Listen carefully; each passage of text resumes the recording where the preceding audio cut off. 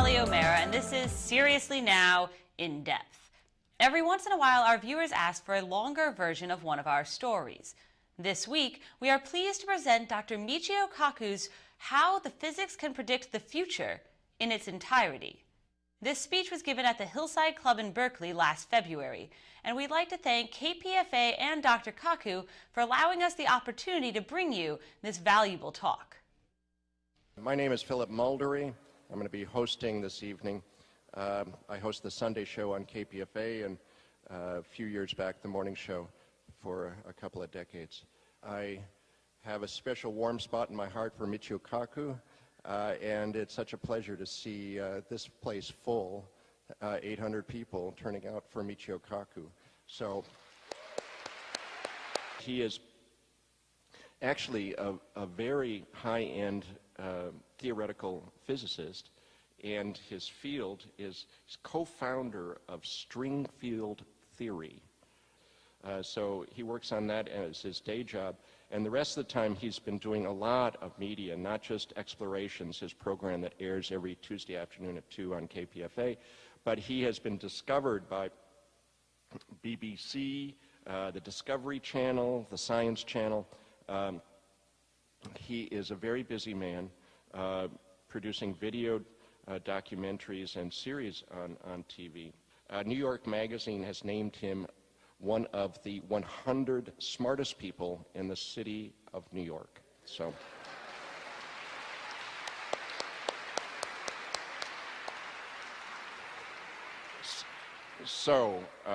with no further ado, here he is, Professor Michio Kaku. Well, after such a great introduction, I can't wait to hear the speaker myself. First, I have a confession to make. Yes, it's true. New York Magazine voted me as one of the 100 smartest people, but in all fairness, I have to admit that Madonna also made that same list. And next year, I understand that Lady Gaga is going to push me off the list entirely. Okay? Well, today we're going to talk about predictions. I've had a chance to interview over 300 of the world's top scientists for Exploration on KPFA. And let me say that without KPFA, without the work of Phil and many other tireless workers, none of this would be here. So let's give KPFA a big hand.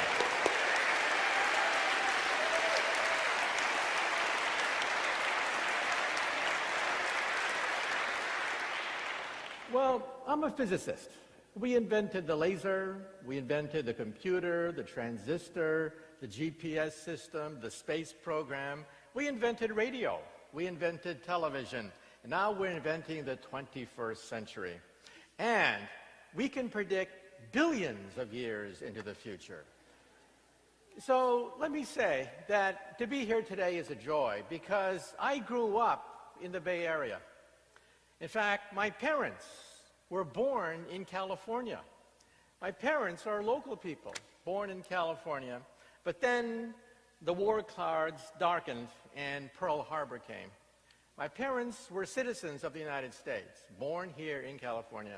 They were locked up, placed behind barbed wire and machine guns for 4 years between 1942 and 1946. In 1946, my parents were penniless. Their money had been confiscated, so they went to the boondocks. There was no place to go except one of the poorest places in California at that time, San Jose. And that's where I was born, in San Jose. But then it got more difficult to pay rent. So my parents had to go to a place that was even more frontier, more boondocks than San Jose, and that was Palo Alto. So I grew up in Palo Alto. I used to play with the apple orchards, the wheat fields, as far as you can see, just trees and apple orchards in Palo Alto. Well, when I was young, I realized that if I was going to do anything with my life, I would have to do it myself. So one day, I went to my mom, and I said, "Mom, can I have permission to build an atom smasher in the garage?" A 2.3 million electron volt Betatron electron accelerator, to be precise. And my mom stared at me, and she said, "Sure. Why not? And don't forget to take out the garbage." So I took out the garbage, and I rode my bicycle to Westinghouse, where they have enormous amounts of scrap transformer steel. I got 400 pounds of transformer steel, got 22 miles of copper wire, and I went to the football field. I hoisted 22 miles of copper wire on a spool on the goalpost. I gave the wire to my mother. She ran to the 50-yard line with the wire. She gave it to my father, who then ran to the other goalpost. And over Christmas, we built a 22-mile, 20,000 Gauss magnetic field. It was so powerful that if you were to walk next to my magnet, it would pull the fillings out of your teeth. Finally, it was ready. It consumed 6 kilowatts of raw power.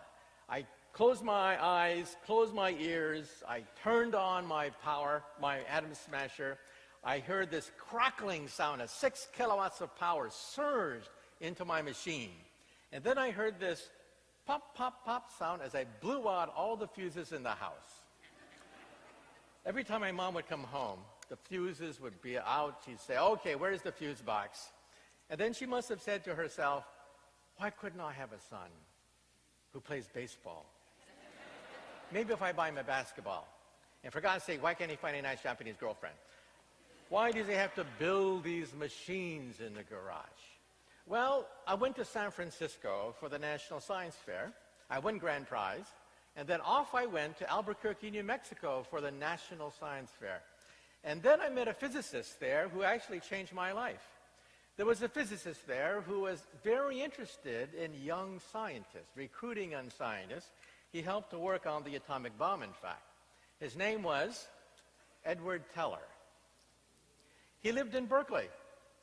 Edward Teller, father of the hydrogen bomb, took an interest in me, and he knew immediately what I was doing. I was working with antimatter. I had photographed tracks of antimatter in a clown chamber picture. He immediately knew what I was doing, offered me a 4-year scholarship to Harvard, and off I went to start my career. But you know, in life, nothing's for free. After 4 years, Edward Teller comes up to me and says, "Look, we have a position open for you at MIT, Los Alamos, or the Livermore National Laboratories. We want you to design hydrogen warheads. Hydrogen warheads for the United States military." And I thought to myself, and he said, "Nah, designing warheads wasn't my thing. In fact, scientifically, I wanted to work on something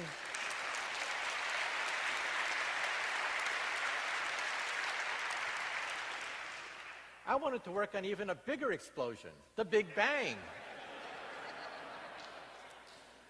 But I didn't go to Los Alamos. I didn't go to Livermore because of the Vietnam War. There was a war going on. 500 GIs were dying per week. It was merciless. One day after graduating from Harvard, I was at Fort Benning, Georgia, singing, "I want to go to Vietnam, I want to kill a Charlie Kong." That was what you sang at Fort Benning, Georgia in 1968. Well, I got a deferment for a while to get my PhD. I came to Berkeley. I was very confused. I had spent all my life on this single-minded pursuit, trying to complete Einstein's dream of a theory of everything. Ever since I was a child, I've been fascinated by the quest of Einstein to find an equation 1 inch long that would allow us to, quote, "read the mind of God." That is what I do for a living. But back then, at the darkest stage of the Vietnam War, I was here at Berkeley, confused. And then I turned on the radio one day, and I heard KPFA. And all of a sudden, I heard this new world outlook, a new way of looking at the world. So, you know, KPFA does more than ask you for your MasterCard number and your American Express number during marathons. It can also change your heart. It can change the way you look at the world. It can change your life. But let me now say that I was still interested in this whole nuclear promise. You see, there are good predictions and bad predictions. One of the bad predictions was in the 1950s. Back in the 1950s, we thought that we would have 1,000 reactors and 1,000 plutonium breeder reactors by the year 2000. 2,000 nuclear power plants in this country by the year 2000. Now we only have 100. And there was so much enthusiasm, no checks and balances, everyone making predictions. Walt Disney predicted that we would have the atomic car. That's right. You would ride on a few tons of lead on Main Street. There'd be a nuclear power plant in your trunk compartment. No one asked what would happen if there was road rage. And somebody rear-ended you, and you had a meltdown on Main Street. We didn't ask those questions in the 50s. And then, I was very proud. One day, I found the blueprint for the atomic toaster. That's right, the atomic toaster. It had plutonium-238, converted radiation into heat and electricity, guaranteed to toast your bread for 20,000 years, long after you've turned to dust. Years later, I actually spoke at Sandia Laboratories in Albuquerque, New Mexico, where we design hydrogen warheads. And a nuclear physicist came up to me, very sheepish, and he said, "You know, Professor, that was my design. I designed the atomic toaster." And he never got over it, never got over that. But back in the 50s, people bought into it because there was this huge propaganda going on in the 50s. Basically, they said three things. First, radiation is good for you. Radiation is good for you because you can save on your electric bill, because it'll be too cheap to meter. That's right, we'll all glow in the dark, so you can read the newspaper all by yourself at night and shut off the lights. Second, the ad said, radiation is good for you because it helps to speed up evolution. Yes, we wouldn't be here if it wasn't for radiation separating us from the apes. Well, personally, I think there's some Neanderthals in the nuclear industry whose evolution should be speeded up. And then third, they said in the 50s, the sun itself, don't be afraid, the sun itself is a nuclear power plant. And that's exactly right.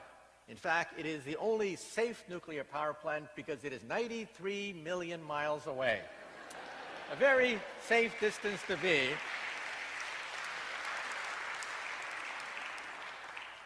Well, the atom is not evil. It's not that the atom is evil. It's that nuclear energy is an unfinished technology. Look at the nuclear waste problem. President Barack Obama has canceled the Yucca Mountains nuclear waste dump. There's no place to put nuclear waste. So what do we have? In the United States, we have the biggest case of nuclear constipation in the world. All this nuclear waste backing up at all these nuclear sites. Now, some nuclear physicists say we can reprocess the waste. We can extract usable material from the nuclear waste. And it's relatively safe. In fact, one physicist has challenged Ralph Nader to an eating contest.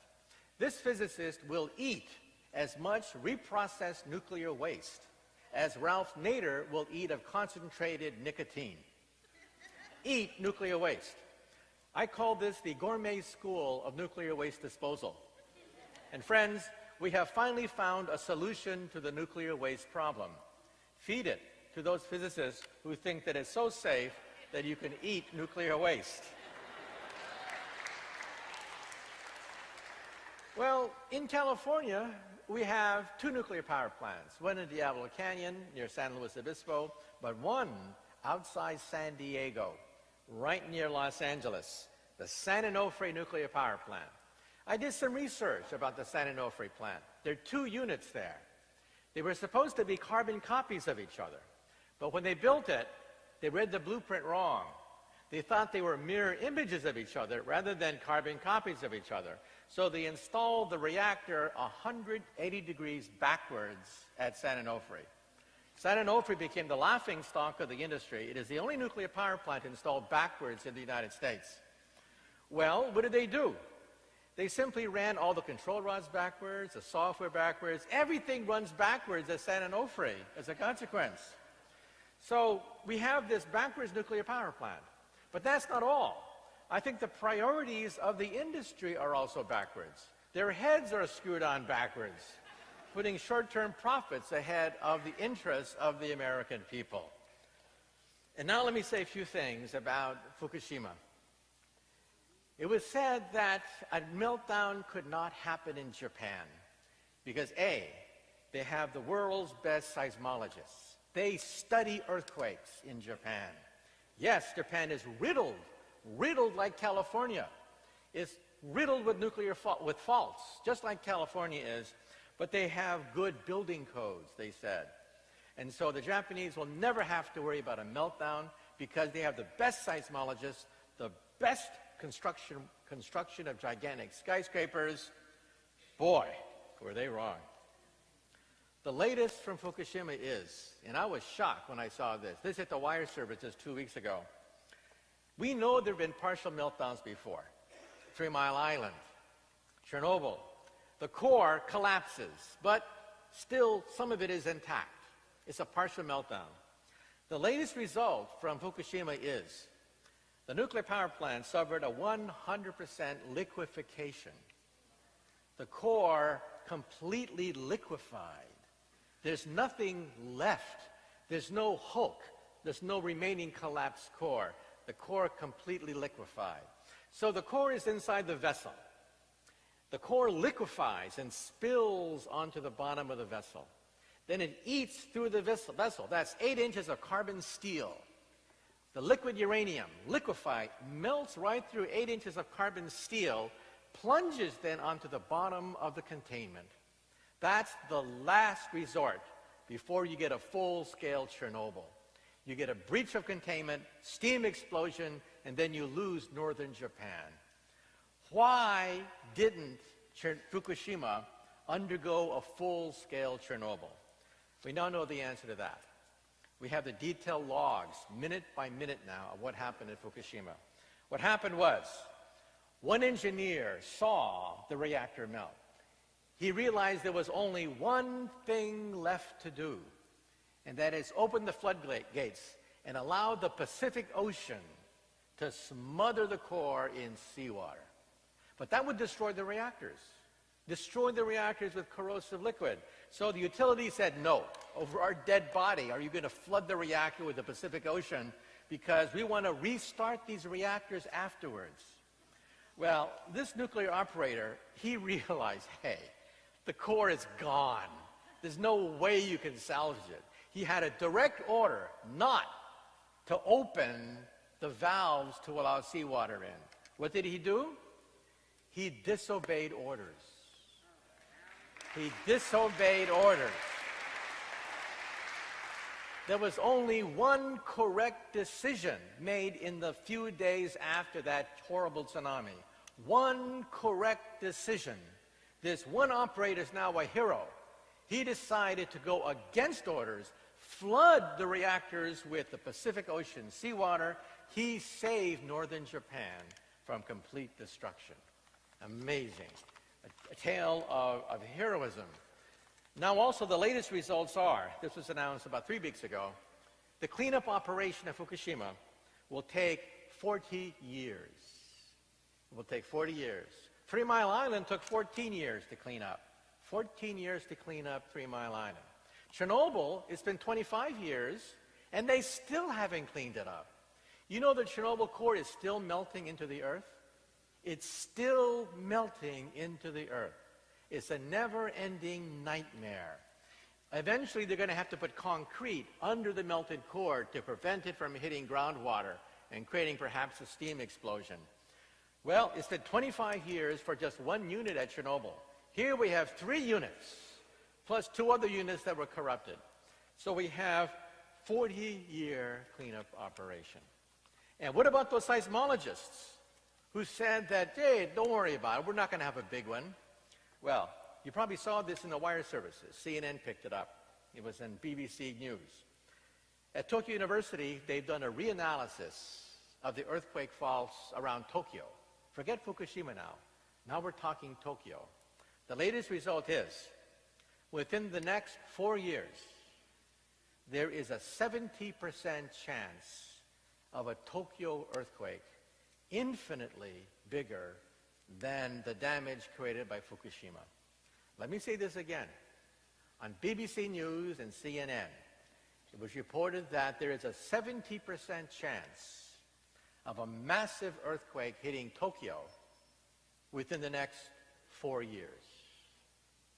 When that happens, then we may see the destruction of a great industrial nation because there's a nuclear power plant next to Tokyo. Think of the damage that could occur. So how did we get into this mess? Because predictions have to be taken very seriously. Those are the bad predictions that got into this mess. However, today, I'm going to talk about a different set of predictions. Predictions that give us hope. Predictions that will empower us. Predictions that will make us healthy, vigorous. Predictions that can empower us into the century. Well, I'm proud to say that Physics of the Future is a New York Times bestseller, hit number 6 on the New York Times bestseller list. When was the last time you saw the word physics on the New York Times bestseller list? But my previous book, next slide, Physics of the Impossible, was also a New York Times bestseller, hit number 7 on the New York Times bestseller list. It talks about not just the next 50 to 100 years. My previous book takes you 1,000 years into the future. What about starships? The possibility of time travel? What about teleportation? What happens if you can go backwards in time and meet your teenage mother before you're born, and then she falls in love with you? Well, you're in deep doo-doo when that happens. And what happens when we can teleport Captain Kirk? And then we have this carbon copy of Captain Kirk over there. Same expressions, same jokes, selling Priceline too. So that's Physics of the Impossible, my previous book. But let's move on. Some people say, why science? Why is science so important? Well, science is ultimately the source of wealth.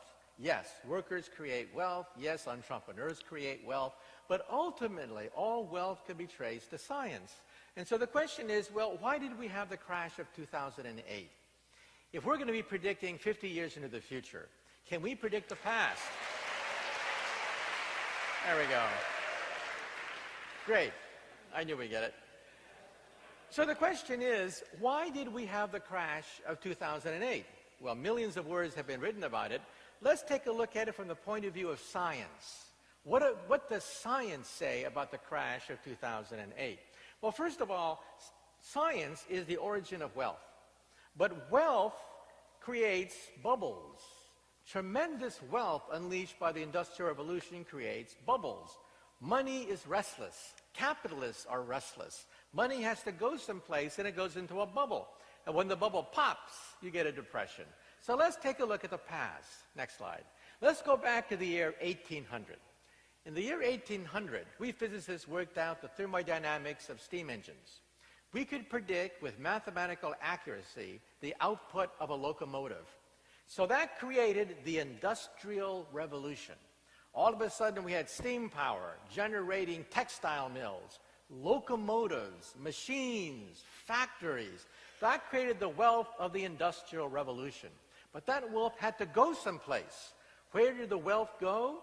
It went to locomotive stocks on the London Stock Exchange. A huge bubble began to appear on the London Stock Exchange as everyone was speculating in railroad stocks. It was unsustainable. The bubble popped in 1850, creating the first of a series of big crashes of capitalism. In fact, this is the birth of Marxism. Marxism is a direct outgrowth of the crash of 1850 as theorists began to ask the question, what happened? Why did we have this crash and so much human suffering? Next slide. Well, we physicists worked out the thermodynamics of steam power. But then we were restless. We worked out the dynamics of electricity. The dynamics of electricity and also the automobile. That created enormous wealth at the turn of the last century. Utility stocks, automobile stocks went right through the roof. A bubble occurred. A huge bubble occurred 80 years after the crash of 1850. And that bubble went into the American Stock Exchange, and it popped in 1929. Next slide. So the crash of 1929 was a carbon copy of the crash 80 years before, the crash of 1850. Well, you'd think we'd learn something there, right? But oh no, the capitalists took advantage of the next invention that we physicists created. Bigger than steam power, bigger than electricity, and that is the transistor, the laser, and high technology. Next slide. 80 years later, almost to the dot, another bubble forms on, this time, the real estate market, created by the vast wealth created by high technology, GPS, the space program, MRI scans, television, radio, telecommunications, all of it created by physicists. That bubble popped just a few years ago. 80 years apart. 1850, caused by the power of steam. 1929, created by electricity and the steam and the gasoline-fired motor. And then 2008, wealth created by high technology. Next slide. So the next question that we're going to ask today is, what is the fourth wave? The first wave was steam power, which gave us the crash of 1850 and the birth of Marxism. The second wave was electricity, and that gave us the crash of 1929. The third wave was high technology. That crashed just a few years ago. What is the fourth wave? Well, we think the fourth wave is going to be a combination of biotech, artificial intelligence, and nanotechnology. And if this is true, we'll probably have another crash 80 years from now. So your grandkids may see another crash in the year 2090. Next slide. So let's now talk about Moore's Law. Moore's Law is a prediction that extends, we think, to the next 10, 20 years. For the past 50 years, computer power has been doubling every 18 months. Today, if you get a birthday card in the mail, you open it up, and it sings happy birthday to you. You open it up, and it sings happy birthday to you. There's a chip. There's a chip in that birthday card. That chip has more computer power than all the Allied forces of 1945. Hitler, Stalin, Churchill, Eisenhower would have killed to get that chip. And what do you do with that chip? You throw it away in the garbage. When I see the pictures, 1969, of sending men to the moon, your cell phone today has more power, more computer power than all of NASA in 1969, right in your cell phone. And when I see these old videos, I see 64K processors used by NASA back then. Oh my God, 64K I wouldn't go in that tin can. You're not going to put me in a moon rocket being backed up by 64K processors. They only belong in a museum piece. Okay, that's how powerful your cell phone is. Next slide. So we physicists helped to assemble the internet. Now the internet could have been Big Brother. It could have been a force of repression because it was designed to fight a nuclear war. We physicists were given a direction from the Pentagon. Create a warfighting device that would allow us to maintain control during a nuclear war. That's why the internet has no road signs, no sensor, no nothing. It's just an open road. It could have become Big Brother. But then in 1989, something magical happened, absolutely earth-shaking. In 1989, the National Science Foundation gave the internet away for free. All the codes, all the passwords, all the networks, they just gave it away in 1989 because the Soviet bloc had broken up. So today, the internet is no longer male-dominated. It's not about dominating. It's not male-dominated. The internet today is basically female. It's about touching people. It's about reaching out. It's about empowering people. It's about democracy. So this force that could have been used to create a big brother instead has unleashed the power of democracy. Next slide. So where are we going to find the internet of the future? Well, let's look at some of the gadgets that you will have in the future. In the future, you will have the internet, for example, everywhere, including your wristwatch and your eyeglasses. This is coming very fast. Google already has prototypes about to be marketed. You will put on your glasses, and the glasses will recognize people's faces. So how many times have you bumped into somebody and you say, I know this person? Who is this person?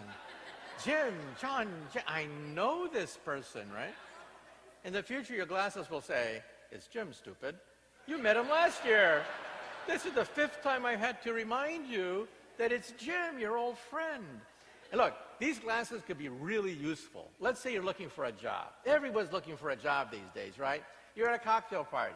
You don't know who the heavy hitters are. In the future, you will know exactly who to suck up to at any cocktail party. You'll always know who you're looking at. Next slide. And eventually, children will love this technology. They're going to have internet glasses because all their friends have it. You realize that children are one of the great motivating forces behind computer technology. Not so much the Pentagon. The Pentagon used to be the main driving force behind chips. Now, it's children.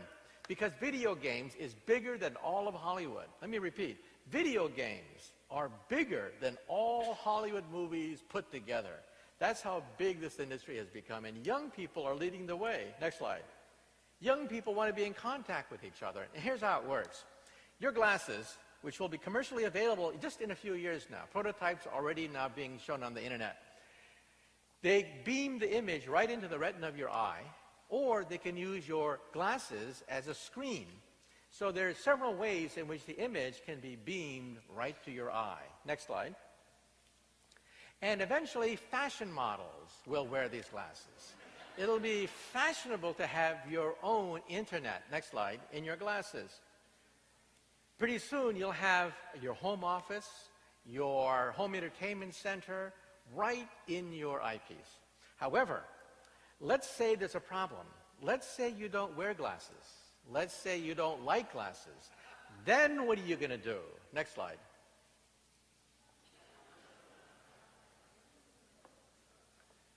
We will put the internet and the knowledge of the entire planet Earth in your contact lens.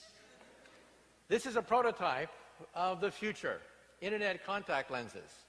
You blink and you go online. And who will be the first to buy these? Berkeley students studying for final examinations. They will blink, and all the answers will be right in their contact lens. This means that we professors have to stress concepts and principles rather than the parts of a flower or the chemical elements. You'll get that just by blinking, okay?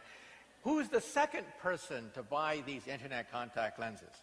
President Barack Obama, so that he won't have to use teleprompters anymore. Politicians, actors, actresses, they will never flub a line in the future. Who else will buy these contact lenses? Tourists. When you go to Rome today, thinking you're going to see the remnants of the Roman Empire, it's a big disappointment. There's almost nothing left of the Roman Empire. But as you walk through the ruins, you will see the entire Roman Empire resurrected right in your contact lens. This is going to be the future. You will live in something called the Matrix. Next slide. Your home entertainment center, just by blinking. Your home office. Virtual worlds. Next slide. This has a name, by the way. The name is called augmented reality. This is how we will live in the future. Things will be described for you, annotated. You'll know who you're talking to. And if they talk to you in Chinese, your contact lens will translate from Chinese into English. And you will know exactly what they're saying to you in Chinese as they speak to you. So if you're in Rome arguing with a merchant to get the cheapest price, he'll talk to you in Italian, you'll talk to him in English, and you'll have a very good conversation, okay, via your contact lens. Now, you've seen this before. You've seen augmented reality before in a Hollywood movie. Where have you seen this before? Next slide. This is the former governor of our state in a very bad mood. This, of course, is the Terminator robot. The Terminator sees everything through augmented reality. When he sees something, it's described for you, so you know what you are looking at. You know who you're talking to. There's a description coming to you as soon as you look at it. People are identified, objects are identified. You'll never get lost. You cannot get lost because you'll simply look at buildings, your contact lens will identify where you are, locate your exact coordinates. You will never get lost in the future. Next slide. Now, the military even has a version. This is an eyepiece that you can put right into a soldier. So this is going to be big business. Everyone is going to be wired in the future. Next slide. So with chips costing a penny in 2020, according to Moore's law, chips will cost about a penny in 2020. That's the cost of scrap paper, bubblegum wrappers. Computer power will essentially be for free. The future of the computer is to disappear because chips will blend into the environment. So for example, where do we have electricity today? We have electricity in the floor, in the ceiling, in the walls. Electricity is everywhere and nowhere. The word electricity has disappeared from the English language. No one says the word electricity anymore. That's the future of computers. Computers will be everywhere and nowhere. We won't even say the word computer anymore. Next slide. So where will our technology be? Everywhere, including paper. This is your cell phone of the future. This is what your cell phone of the future will look like. Today, if you want to type a message on your cell phone and you have fat fingers, forget it. There's no way you can type on a cell phone. In the future, paper itself will become intelligent. You'll simply unscroll intelligent paper. Each dot on the paper is a transistor, and you'll have a perfect PC screen.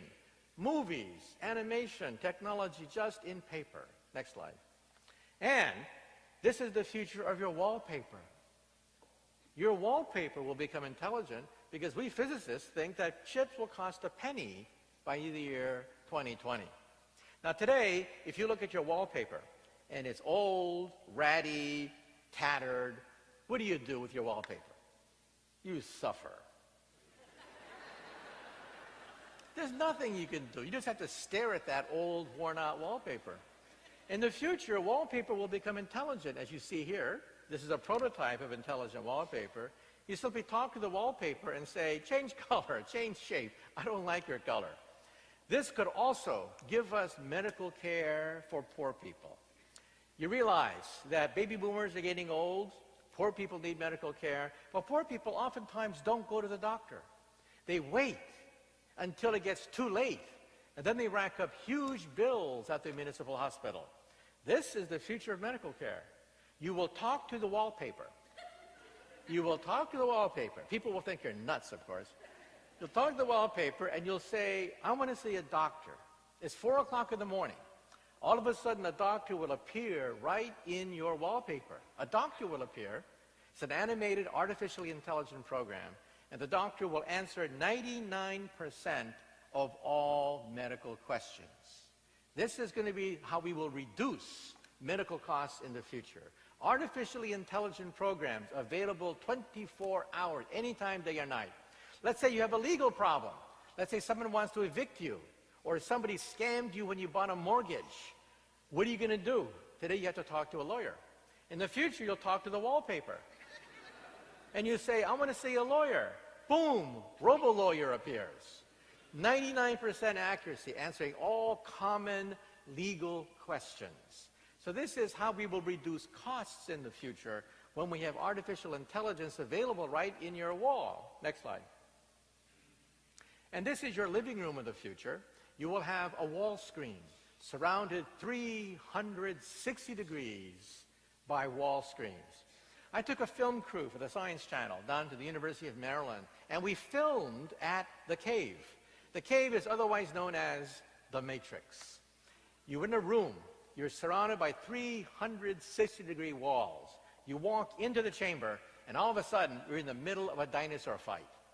I was sitting on a Tyrannosaurus Rex in battle with another Tyrannosaurus Rex. I even put my head, for the TV camera, I put my head into the mouth of the opposing T-Rex, all in 3 dimensions. This is going to be your living room of the future. Now, when chips cost a penny, they're going to be everywhere, including toys. Toys will be intelligent. This is causing a problem for the English language. We will have a contradiction in terms called smart Barbie dolls. Another contradiction in terms is Microsoft Works.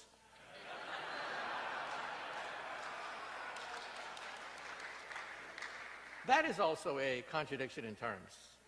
So this technology that surrounds you everywhere, some people say, well, it's kind of intimidating. I mean, it's cold, it's mechanical. But you realize that if you went to a nursing home 15 years ago, it was very sad visiting a nursing home.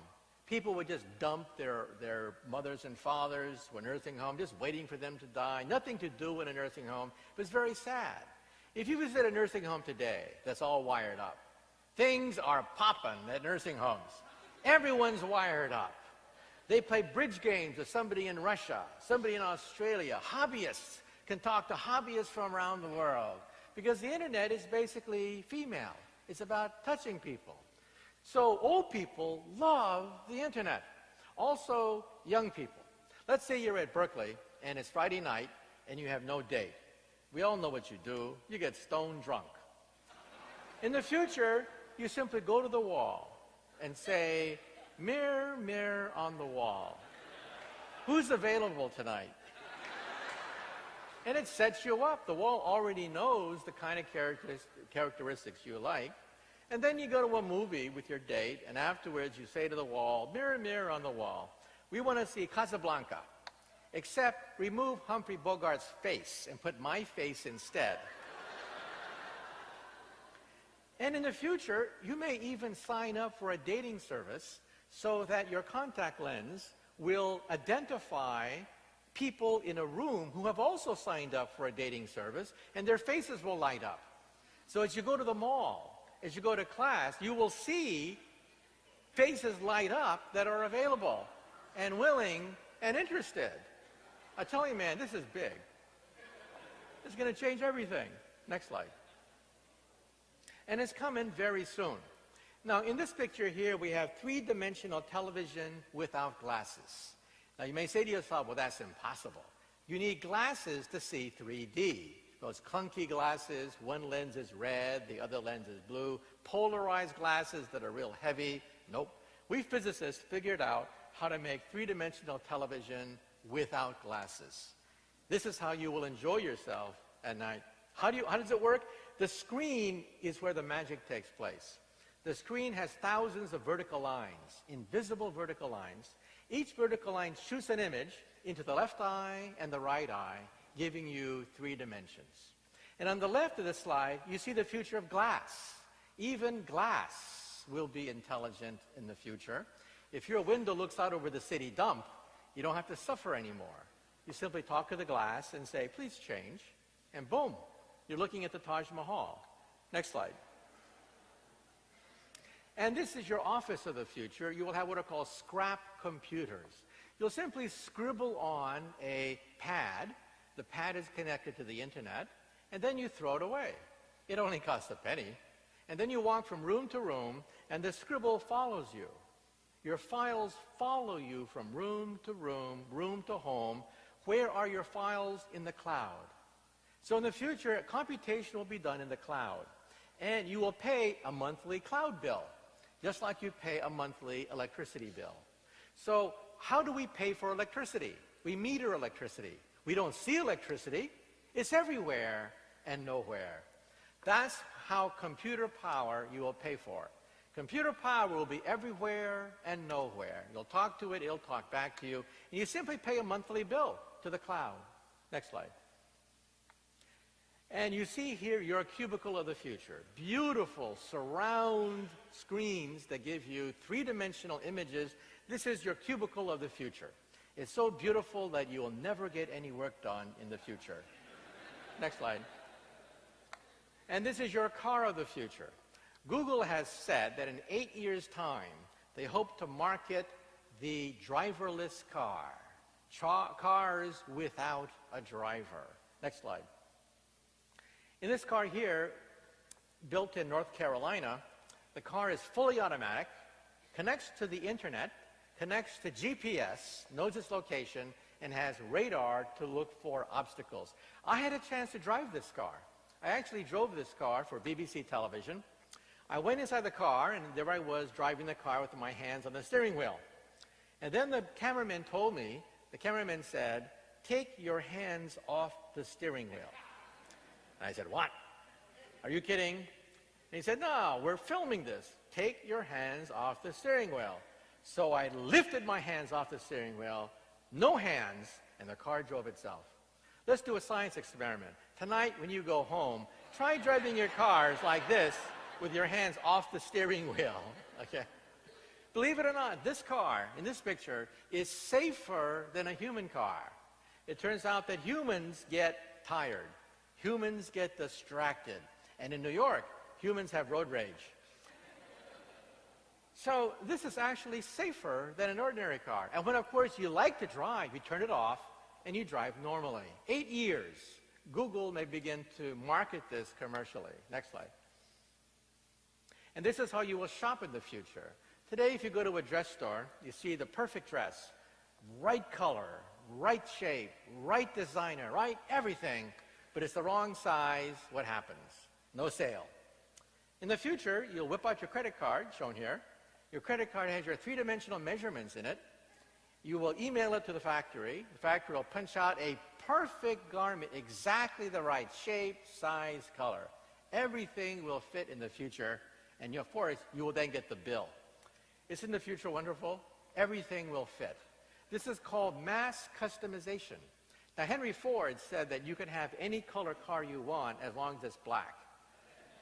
Well, in the future, you'll have any shape, color, size of a dress because your credit card has all your three-dimensional measurements on it. Next slide. And will you be cheated in the future? Today, when you go shopping, you never know how much things really cost. You never know who has the cheapest this, who has the cheapest that. In the future, your contact lens will scan everything in the supermarket and tell you who has the cheapest cereal, who has the cheapest apples, and how much did it really cost to create this dress or whatever. You will know exactly how much everything costs. Next slide. It'll be very difficult to cheat you in the future. Now, all the wonders that I've shown you so far are nothing compared to what I'm going to show you next. What I'm going to show you next is 100 times more potent, and this is medical care. How will we repair our body in the future? We're going to see a revolution that's going to leave your mouth, jaw hitting the floor. Next slide. First question, how small can you make a chip? We physicists can make a chip so small, you could put it inside an aspirin pill with a TV camera and a magnet. You swallow the pill. The pill photographs the insides of your body. You guide it with a magnet, because we all know what middle-aged men fear the most, the C word, colonoscopy. Well, this gives new meaning for the expression, Intel inside. You will literally have Intel inside. Next slide. And this could be the cure for cancer. When you have cancer, it's a horrible process getting chemotherapy because normal cells are killed along with healthy cells. Now, we can create nanoparticles, molecules that seek out individual cancer cells. This is big. This is real big. It's going testing now. It's undergoing testing in Washington at Bethesda, Maryland, at the National Institutes of Health. Nanoparticles that seek out individual cancer cells and kill them. 90% efficient in one test. This is not science fiction anymore. We've actually created molecules that seek out, home in on individual cancer cells, leaving ordinary cells intact. And in the next slide, we will see the final cure for cancer. Ladies and gentlemen, look at the next cure for cancer. It's your toilet. Your toilet will have a chip in it. Next slide. That chip will recognize individual genes and proteins emitted from maybe 100 cancer cells before it forms a tumor. Today, if you feel a lump in your breast, it's too late. It's really too late. They don't tell you this, but you have 10 billion cancer cells growing in your body. Surgery is required immediately. In the future, this chip in your toilet will pick up fragments of DNA, proteins, enzymes from a cancer colony of 100 cells 10 years before a tumor forms. The word tumor could disappear from the English language. One of the greatest killers of humanity may be vanquished by the same technology by which we etch transistors. You know, Steve Jobs, the legendary founder of Apple Computer, died of pancreatic cancer. Every textbook says that pancreatic cancer is very aggressive, kills you in 3 years approximately. Well, the genes for pancreatic cancer were sequenced just a few months ago, and we were shocked to find that all the textbooks were wrong. We now know that pancreatic cancer takes 20 years to grow. Almost 20 years to grow. But you only feel it in the last 3 years. And then it's too late. Then the doctor says, hopeless, inoperable, very aggressive, you'll die in 3 years. In the future, your toilet will tell you, you have cancer. And every fan of Star Trek knows that there's something called the tricorder. The tricorder is a handheld device that allows you to diagnose any disease. Well, most scientists, when they saw Star Trek, said, no way. How can you build a tricorder? Impossible. Next slide. Well, believe it or not, we think we can build a tricorder. On the left is an MRI machine. Huge, gigantic MRI machine. Gigantic. Why? Because the magnetic field has to be very uniform. You know, when I was growing up in Palo Alto, I had a summer job at Varian Associates. My boss, Paul Ernst, used to work on huge magnets. Paul Ernst went on to win the Nobel Prize in Physics for the discovery of the physics behind the MRI machine. Now, on the right is the world's smallest MRI machine. It is the size of a briefcase. Why is it so small? Because computer power compensates for an irregular magnetic field. You don't need a huge magnetic field anymore. Computers will compensate for that. And how small can you make this magnetic field, and how small can you make the MRI? The size of a cell phone. This is the tricorder. We will have a tricorder in your living room. So in the future, if you feel ill at 4 o'clock in the morning, you go to the wall, you talk to it, RoboDoc appears, and RoboDoc says, oh, we have to do a scan of your insides. No, you don't have to go to the hospital. You go to your medicine cabinet, take out a cell phone, MRI scan your body, and then just email it to eDoc inside the wallpaper. This is going to change everything. Next slide. And then the next question is, what about our DNA scan? Well, the first person to have their DNA scanned, it cost $3 billion. $3 billion to scan the first person, James Watson, for DNA. You know how much it costs today to have your DNA scanned? $1,000. You can have all your genes scanned for just $1,000. In the future, it'll be $100. This is your owner's manual. In your living room, you have an owner's manual for your VCR, your iPad, your iPod. Everything has an owner's manual, except one thing. You. You have no owner's manual. You will have this for $100. Next slide. And what are we going to do with it? We will grow organs of the body. This is an ear. It's an ear made out of plastic. We take cells from your ear, seed the plastic, grows in the plastic, and then the plastic dissolves with time because it's biodegradable, leaving a perfect ear. From your own cells, next slide, from your own cells, we can create bone on the left. This is unlimited quantities of bone grown from your own cells. On the right is cartilage, noses and ears. Next slide. We can also grow bladders. Whole bladders we can grow. And within 5 years' time, we will grow the first liver within 5 years. When I was growing up, my favorite role model was Albert Einstein. And my favorite Einstein story is this. When Einstein was an old man, he was tired of giving the same talk over and over again. So one day his chauffeur came up to him and he said, "Professor, I'm really a part-time actor. I've heard your speech so many times, I've memorized it. So why don't we switch places? I will put on a mustache and a beard, a mustache and a wig. I will be the great Einstein, and you can take a rest and be a chauffeur." Well, Einstein loved the joke, so they switched places.